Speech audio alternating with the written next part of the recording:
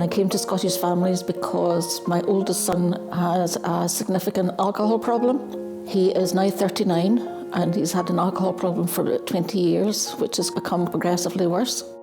Scottish Families Affected by Alcohol and Drugs is based in Glasgow, but we serve all of Scotland through a mixture of national and local services. So we've got a national helpline and one-to-one telehealth support and bereavement support, and we've also got a number of community-based services. I have a 17-year-old son who is a drug user, and my life was so full of fear and pain. It got particularly bad when he was about 14. The alcohol and drug world is very focused on individuals using substances, and families are really just invisible in that picture. People come into us in terms of what they're feeling. It's just this massive bundle of emotions: fear, anger, resentment, worry, guilt.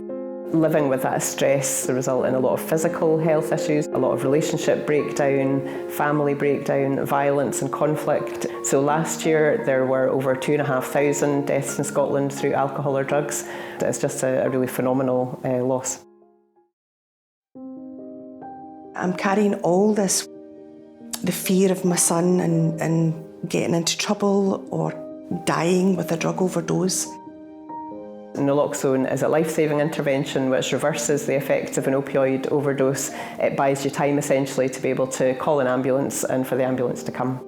So we've always been a keen advocate in families having access to naloxone, but it's always been a struggle because families had to go to a drug or alcohol treatment service. During COVID, it was such an important time for families to have more access because their loved ones are at higher risk of overdose. So we were able to develop a click and deliver service to get it straight to their door with nobody else knowing. The click and deliver service organised and run by Scottish Families is unique, and actually it's a very innovative solution as well, and it's part of that wider campaign to educate people to spot the signs of overdose and also to get out that message that lives can be saved.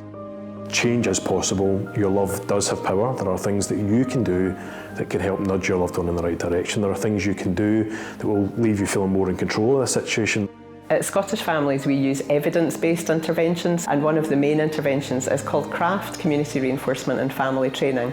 Family members are around their loved one way more often than services can ever be. So actually, if we get the approach right there, maybe we'll start to see a change. The CRAFT programme was very informative, and we did change our behaviours quite dramatically after that and trying to get away from any blame culture. We are partners in the Kinder, Stronger, Better campaign with the Glasgow LGBTQI Substance Use Partnership. So we are part of 3 cross-party groups at the Scottish Parliament for carers, for health inequalities and for alcohol and drugs. Inverclyde and recovery community is really grown and taken off. A great part of that is Scottish Families Affected by Drugs and Alcohol. Where the people had nowhere to go, now they've got somewhere with people there to help and support them. We were approached by NHS Fife who were interested in embedding a family support worker. So we set up our collaborative service where our team member is co-located with the nursing staff within NHS Fife Addictions.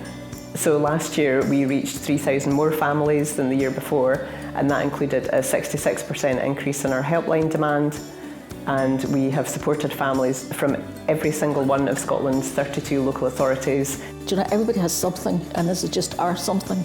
Just to know that we're there for each other. No matter what happens with your loved one, even if they don't recover, you can recover as a family.